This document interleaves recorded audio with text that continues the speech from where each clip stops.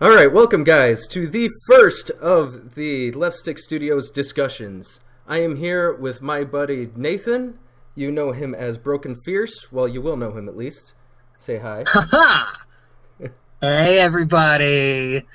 So we are here to discuss, of course, E3 of 2016. There was a lot of great stuff that was announced. And Dude, this is like the best E3 in memory. Like, I'm not even joking. I am so hype. it's definitely one of the best ones that I've ever gotten to experience. And I'm not even there. Yeah. There's a lot of games that we want to talk about, obviously. But there is one specifically. You all know what it is. Legend of Zelda Breath of the Wild. First of all, awesome name. Let's just get that out of the way. I know, it's fantastic. They could not have done a better job with picking out what they could call this game. And Go ahead. And like Anuma said, it's also the first Zelda game not named after an item in the game, so it's like an original title. Mm-hmm. I gotta say, we knew this Zelda game was gonna, turn everything on its head, but I wasn't even considering how much this was gonna completely revamp everything. It's old and it's new at the same time, and, okay, graphics, beautiful. Fantastic. The game is just pretty. Honestly, my first thought was Horizon Zero Dawn. Slightly more cartoony Horizon Zero Dawn. That's what this looks like. And then he's hunting deer and shit. I'm like, oh, it's also God of War. All these games, they're all working together. Where's the crossover? Nintendo Cross series, make it happen. No, I'll definitely stand by that the game is like a love child between Legend of Zelda and Dragon's Dogma. Just everything about them is so similar, and it's beautiful. I'm sitting here Elder Scrolls Hyrule? No. Is that what we have here? Oh my gosh, honestly, I don't know where to start. The combat looks sick. You do hunting, gathering, and you gather supplies all over the world and all these weird story stuff, and oh my gosh, that trailer. Yeah, it's just all of a sudden we're not this little boy that's suddenly chosen to be a hero to save the land. It's just kind of you wake up and oh gosh, I'm on my own. Where is everyone? This weird hybrid alien technology, Indiana Jones 4 bullcrap. Oh gosh, Hello, I'm here to survive. I have to eat to live. One of my favorite things that we saw is when they were killing. I saw a little bit of the gameplay footage. I'm going to go back and I'm going to watch it all, but I've only seen a bit. I saw the hunting segment, and he hits this boar with 2 arrows, and this Looney Tunes style dust cloud appears, and out comes 2 steaks. I'm like, that is the most efficient arrow I have ever seen. It cleans it, it guts it, it pulls out the perfect steaks for eating, and then it removes all the excess from existence. Well, this Sheikah technology is ridiculous. What do you expect? When you're a hero of courage, you can do whatever you want. I totally want Link's iPad, by the way. That thing is awesome. Yeah, I'm really interested that they're running... It's called the Sheikah Stone. And right. What we know throughout the history of the Zelda games, the Sheikah are pretty much extinct. There's only a handful of them left that serve the royal family. And here's in this game, we have the remnants of, they have these super hybrid Twilight Realm looking technology all over the Hyrule Underground. And in one of the videos I saw, Link met a Sheikah elder, so they're Sheikah men. We didn't even know that. I guess Sheik was disguised as a man, so I guess it was implied. Well, there you go. Well, we don't know who he is. He's kind of implied to be the old man from the original games. You just kind of show up. Here, have some advice. Okay, thank you, and then you never see him again. Although... But I mean, it's awesome. I'm super excited to see where this story goes. The Sheikahs have always been, super mysterious and super awesome. You got Hyrule Warriors Impa with her massive freaking sword. I want to see where this goes. This game just, I'm watching this game and I'm entranced. I'm sitting there this is beautiful in every way. This game speaks to me. Oh yeah, no, this is the first time I've ever looked at an open world game like this and have been torn between continuing the story and exploring everything. I want to do everything, and it's rare for me to say that about any open world game. It's difficult for me to get really attached to open world games. Don't get me wrong, I love them and I enjoy them, but because there's so much stuff, especially with the really, really big ones, games like Skyrim, where it just feels like nothing I do has any weight or importance to it. In this game, I'm fighting to live. Yeah, and the world just looks like it's so much fun to navigate, and even They said there's over 100 of those little mini dungeons scattered throughout the entire world. That's a lot. Are there any major dungeons? There or is are. the goal to slow? Okay. They did say that. I don't Are think they Zelda gave any- 1 style where they give us all 8 from the start and you just gotta find them? Pretty much. They did say you can do anything you want in any order, so they took that from, Link Between Worlds when they experimented with doing that. Right, which they took from the original Zelda game. You know you're a boss when you beat the 5th dungeon first. Oh gosh, I tried that once. It was terrible. That game's just hard in general, but anyway. But yeah, there are the over 100 mini dungeons. They did say that you do get something special if you beat all the mini dungeons. I'm thinking maybe Master Sword?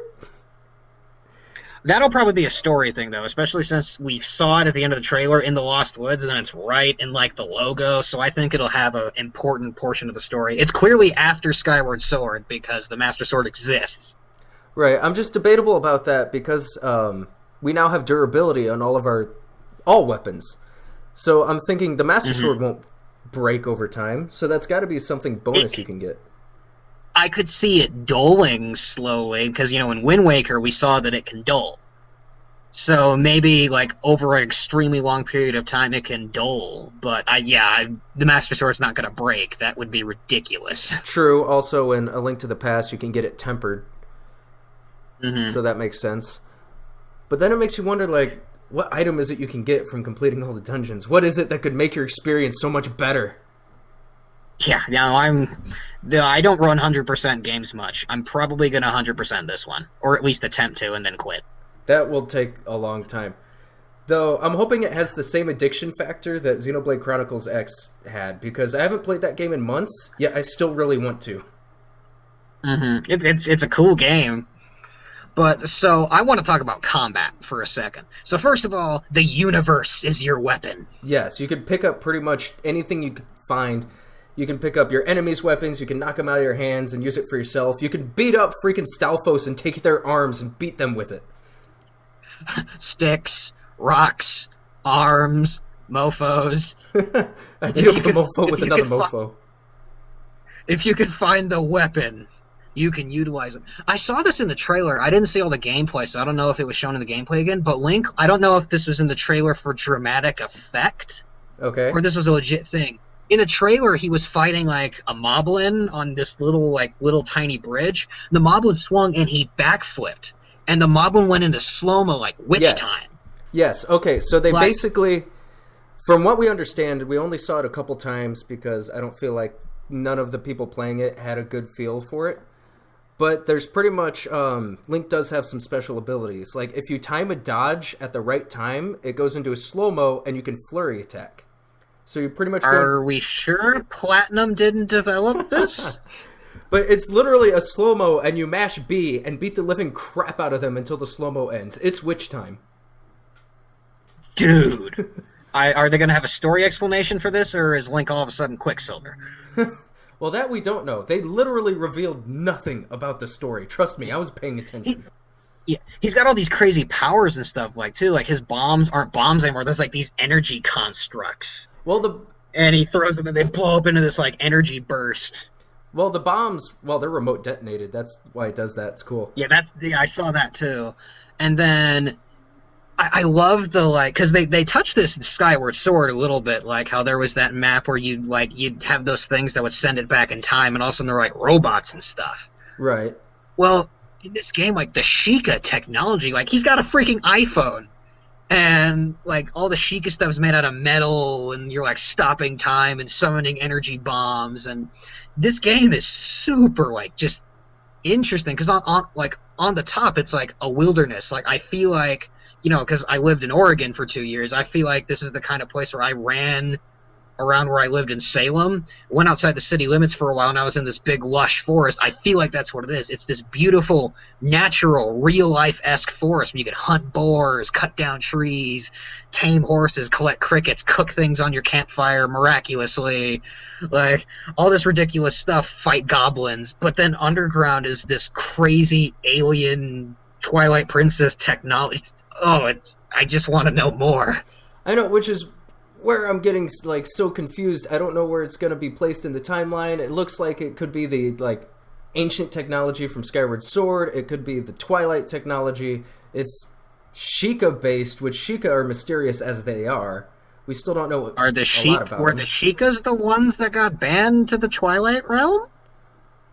Let me try and remember. Hashtag story theories? Because the Lens of Truth looks kind of like a Majora's Mask guy. Oh, snap. Getting deep there. I'm trying to remember. I just played Twilight Princess. Why can't I remember? From one of the gameplay videos I saw, you can just huck the weapons you have. Like, screw this, I don't want this anymore. And he's like chasing down boars and hucking Bakoblin clubs at the thing. I'm like, this game is great. I love this. Why hasn't this existed before? Yeah, they were talking about that too, with the durabilities. You know, once it gets to its last bit of durability, you can just chuck it at them, and it's a guaranteed critical hit. That's awesome. So it's just, right before it breaks. I just feel like there's just so much, like, they put, this really isn't like Nintendo, like, a lot of their games recently I feel like have been kind of, I mean, rushed and a little for lack of for just kind of like pushed out there for the success. But this game, I can see the time they put in. Every aspect of this game seems filled out. The cooking mechanics, apparently there's hundreds of combinations. The combat looks ridiculous. Like, very rarely do I watch a Zelda game and get hyped for the combat. Like, the last time that happened is when they confirmed that Twilight Princess had all those, like, cool special sword moves that ended up not being all that cool. That were still pretty cool. Like, I'm excited for combat. I'm excited for climbing things. I'm excited for discovering the world. I'm excited to explore. I'm excited to tame wild horses. I'm excited to get on really slow-moving boats with my Wind Waker leaf thing that's back and change my clothes to the temperature and feel like I'm on like a Boy Scout trip where I abandoned all those losers and started adventuring on my own. Right? Oh, God. I'm just... The only thing about this that scares me is that it's so not a Zelda game. Like, while I'm... Well, we don't know that. We haven't seen the actual dungeons. I feel like it will really come together once we... Two things. A, see Ganon, and B, see like an actual dungeon. That's true. It's just... They've completely done away with everything that's Zelda. There's no linearity to it at all anymore. No. What they've done is they've done away with everything Zelda after Zelda 1. This is Zelda 1. Like, this is Zelda 1, 2. Right. Which is also a good reason for me to think it's at that point in the timeline. But it's just, you know, we obviously saw Ganon is the villain. That, like, pretty much admitted it. They mentioned it, but we never, like, they expressly mentioned it, but we don't see him. Is he going to be blue again?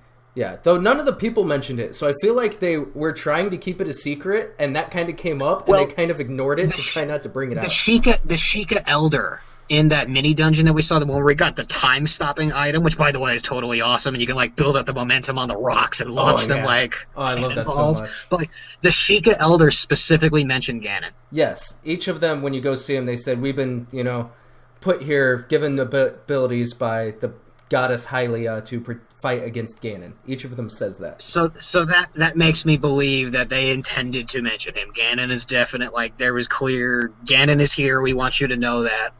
But I want to know what kind of Ganon. Are we going to get the big fat blue one with the super awesome trident again? Because the trident just came back in Hyrule Warriors, and it's the only reason I want to play that game again.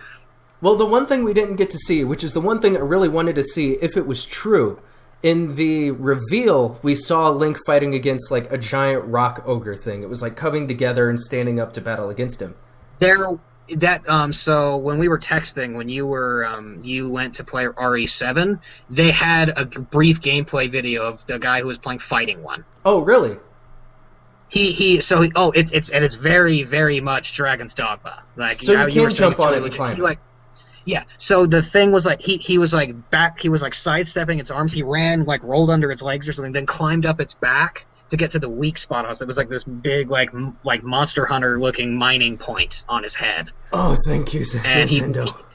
He wailed on it a bit, and it just tried to shake him off. He fell. He grabbed back onto its back, climbed back on, started wailing on it. Then it shook him and threw him off, and then it totally, like, backhanded him and killed him. Nintendo, you're doing swing, everything I want in life. Everything I want. My biggest thing. So I have this really weird thing with games. Everyone has their little quirks. I love like impact sounds in video games. Like, you remember the sound Guile's Fierce Punch would make in Street Fighter 4? How can you forget? Oh, it's beautiful. Like, I wanted to hear because if that rock swing when it hit him and killed him made like this massive like rock bludgeoning sound, like, oh, that would be the most like what I can't like dying would be awesome. Oh gosh, Resident Evil 4 all over again. But this game just seems so open ended. Like we saw in the trailer, you can roll rocks down mountains to kill enemies, and you can friggin' like the time stop thing added an extra layer to that. You can like find an encampment of Mocha Boblins, time freeze a rock, and send it flying into their camp if you want to. Or like, time freeze them and just kind of like dance around them as you taunt them before you smack them a bit. And can I tell you that Link is very attractive in this game?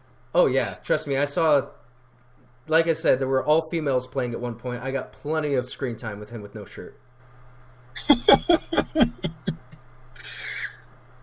Like, and the customizable outfits is awesome, and they change depending on the environment on you're in. It's like, oh hey, it's like Ocarina of Time, but way more deep. I feel like that's what they did. They took every Zelda title that's good, and they're like, okay, let's take things that are awesome in each of these and just slam them into one game. Like Wind Waker's stealing enemy weapons thing, Ocarina of Time changing your outfit to adjust to your environment, like Twilight Princess, Skyward Sword item capabilities, like remote more control over what your items do, and the items are super unique. And the combat, like, can we call this game Zelda May Cry? Can we do that? Oh man, I wish it was that in depth. I never thought it could be. We don't know still. We saw Link do the spin attack a bunch, but for all we know, he'll get like Twilight Princess and Zelda 2 sword techniques. For all we know, he'll get Zelda 2 magic techniques. Like, see, I'm starting to. Well, the items are kind of. I'm starting to think that though, because each of the shrines that we went to gave him a new ability on his stone, and there's over 100 of those shrines. There's no way there can be like 100 unique items they give him. They have to go into like different movesets and like temperaments and things like that. I'm sure there'll be like arrow upgrades, like energy infused arrow shots, because we already saw that in the first trailer. He like had this crazy shape shifting arrow that shot lasers. Right. There's just so much that's one of them. Potential of the different things that they can add to this. It's so big I can't even fathom it. Like they have. I was mad that we know so little about the game, but in a way to apologize, they gave us like 6 hours of gameplay and like 6 trailers. Yeah, it didn't stop. They kept playing. One thing no one tried to do, which I really wanted them to try to do, is Link. I mean, he's basically Smash Brothers Link in a 3D game. He can jump. White men can jump. Confirmed. Because one of his jump attacks is, jump up and sword stab into the ground. Nobody tried to knock down an enemy and do that. I'm sure. That thought went through my mind is, I guess there's no fatal blow. I knock these people down. I'm used to, like, insta-killing them. And then I realized, wait, no, that's, like, an attack you actually execute now. Is it possible to, like, knock it down and then fatal blow them? Because that would be amazing. That would feel awesome. I don't know if they would do the full thing. I'm sure it would do extra damage. But again, not all your weapons are bladed, so you wouldn't always stick. It'd be hilarious to see him, like... you remember Ibuki's taunt in Third Strike? She just kind of, like, bounds off someone. If you do the finishing blow with, like a Bako Blend Cub and just kind of pogo off of him, that'd be hilarious. Just dink! Or you pull a... in, like, the last cutscene of Too Human, there's a point where your main character stabs his weapon into the table. It doesn't matter what weapon you have equipped. I've seen him stab a Great Hammer into that table. We just had something like that. Just stab into the ground. This is the only YouTube discussion video that you will ever hear that mentions Zelda, Street Fighter, and Too Human in the same video. We are a unique bunch, my friend. Good video games are good video games. So whatever. Anyway. So let me see. What else is there? There's just so much to talk about this game. It's almost overwhelming. Well, the one thing we found out what... I'm still having trouble processing this. What we've seen of the plateau is 2% of the entire overworld. I'm still trying to just imagine this. I can't. Yeah, that's... Whew. That's awesome. Yeah, I'm one of the he was I was telling you about this before we started this video. He was they were talking to it's Enuma, right? Yes. Yeah, so they're talking to him, and he's like, where'd you get a lot of your inspiration for this game? And he was talking about, his experience in the Boy Scouts. And it made me hearken back to my little bit of time in the Boy Scouts, going on our high adventure trips. And I'm like, oh, all of a sudden I respect the Boy Scouts so much more because they influenced this beautiful masterpiece. Oh, man. Do I get... Oh, wait. I guess you do get badges in the form of stamps in Nintendo's world. Oh, no. Oh, no one uses those. Oh, no. Is that what we're going to get when we complete a dungeon? A stamp? We better not get Miiverse stamps. I'm going to be pissed. Unless you can, use the iPhone and brand them on enemies. That'd be cool. Batman vs. Superman, brand your enemies. Oh, gosh. That would be terrible. No, this isn't for children. One thing, there might have been more in the gameplay videos, but one thing I saw is you could look through the iPhone, and you could I keep calling it the iPhone, but you can identify enemies and target. Then you can place beacons on your map to go through it. Yeah, it's basically it can work as a oh, my stomach crawled, as a binoculars, and you can scan enemies and gain insights into their health, and I don't think it goes further than that yet. And you can also look in the distance and set markers and whatnot. I love game bestiaries, so that makes me so happy. That's not something we saw, but then again, we saw a limited demo, so I am hoping you can scan different enemies and collect a list of everything you've seen. As long as they have more info than Fee. Well, I'm sorry, your batteries are low, man. You need to know. I saw whenever one of the shrines they went to in the gameplay, it opened up a fast travel point. That's not what they called it, but that's what it was. So that was one of my worries. I'm like, I hope if the world is really that big, I hope there's fast travel at some point. Otherwise, this is going to be ridiculous. We're going to get the first version of Dragon's Dogma all over again. Yeah, they basically admitted that. Everywhere. One of the Treehouse guys was talking to Enuma about how he got so excited when he left the plateau when playing it back at the office. He just went all the way to the other end of the map, just straight traveling all the way up there. Didn't activate a single shrine on the way, so he had to walk all the way back. So yes, there is fast travel, thank goodness. Yeah, don't get me wrong, I will love to adventure and explore and to see this world, but I guarantee you about 60 hours and I'm like, okay, I want to fast travel now. Definitely. Though I'll probably just go hang out in the snowy mountains and sled everywhere. That's so awesome. I'm so glad they brought back the Twilight Princess snow sledding. And what does he do? He just whips out his freaking shield. Just hops on it and goes, oh my. I'm like, what is this Captain America crap? See, I was thinking that earlier. He has the magnetic ability. He has a metal shield. Well, and also, one of the guys in one of the videos talking about how metal items, because we saw in the trailer, he could put on, Dark Nut armor and all this shit. That if there's a lightning storm, your metallic objects can turn you into a lightning rod. Did he actually mention that could happen? Yeah, he's the guy who was playing it specifically said you can be hit by lightning. My only question is, will that do damage, or will you have, a Skyward Sword-style electric blast, like in the Demise fight? I hope it's both. I hope I take damage and I have to shoot the energy out of me. Ooh. That'd be cool. Though it'd be hard if you're in the middle of parasailing.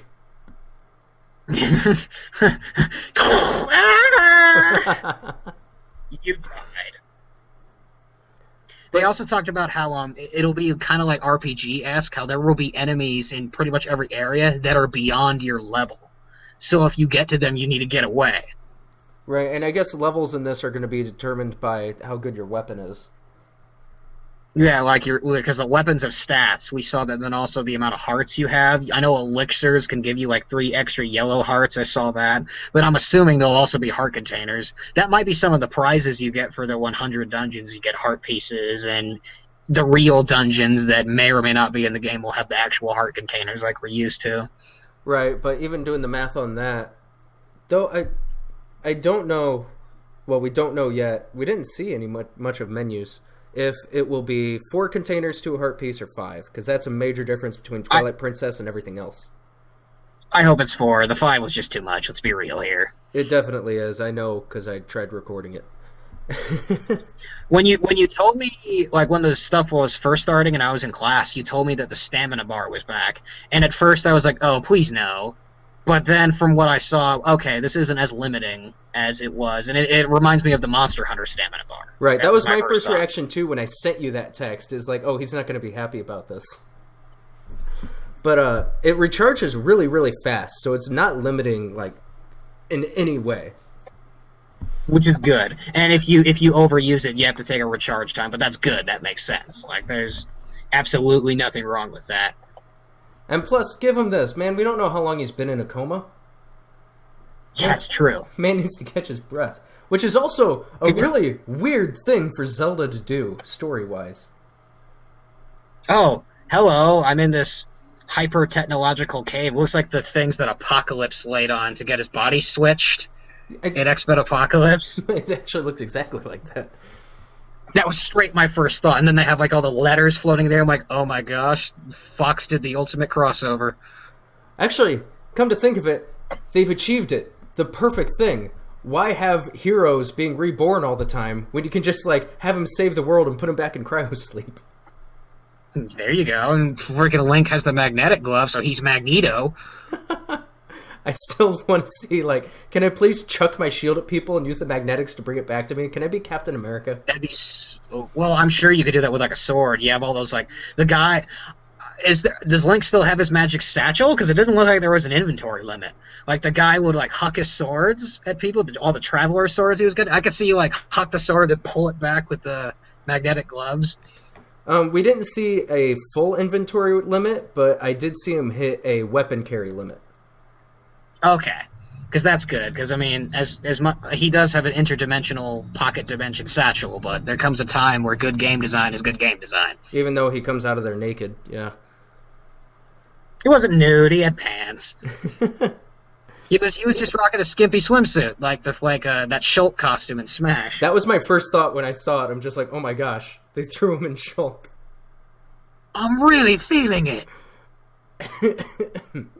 We don't know what other kind of amiibo functions there could be. For all we know, we could put Shulk on there and he gets the Monado. That'd be awesome. Well, the only amiibo function confirmed so far is putting in the Wolf Link amiibo that you got with Twilight Princess HD. Which is so cool. Gives you Wolf Link as a running companion who will not only hunt for you, but he'll go kill an animal and bring back its meat. And be nice enough not to eat it himself. Hashtag is this canon? He'll also attack... Canon, that was the joke. He'll also attack other enemies for you, and the health he has is whatever health is loaded. What you went out of the Cave of Twilight, yeah. In other words, you got to perfect the Cave of Twilight. Right, which was my thought too. Like, I haven't done the Cave of Twilight yet, so that's going to be a necessity before this game comes out. Tame yourself a horse, get yourself Wolf Link, you'd be straight up RPG party up in here.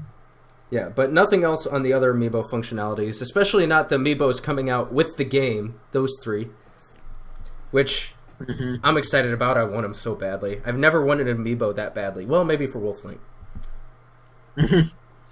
I just, like, I have not been this excited for a video game in a long time. Like... I've been plenty hype over the years with various games coming out. Like, I'm super excited for Horizon Zero Dawn. A couple years ago, I was mad excited for Street Fighter Cross Tekken, and then it, was lame.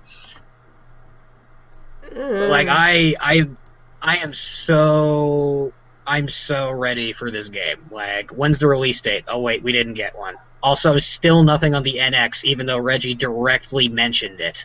Yeah, they did a lot, and they did make a statement that the version for Wii U and the version for NX will have no discernible differences between them. Which is good, which is it's good and it's bad, because I feel like that's like limiting the NX itself, because it was just like when the Wii came out. The fact that Twilight Princess ran on the GameCube just the same, I'm like, that's like, you're not showing what your new console can do by doing this. I mean, according to the rumors, all of the NX games are Wii U ports anyway. Right, which I don't know. I'll see. I was expecting to get an NX out of this whole ordeal, but if it ends up running the same, then it doesn't really matter as much. They have another Treehouse tomorrow.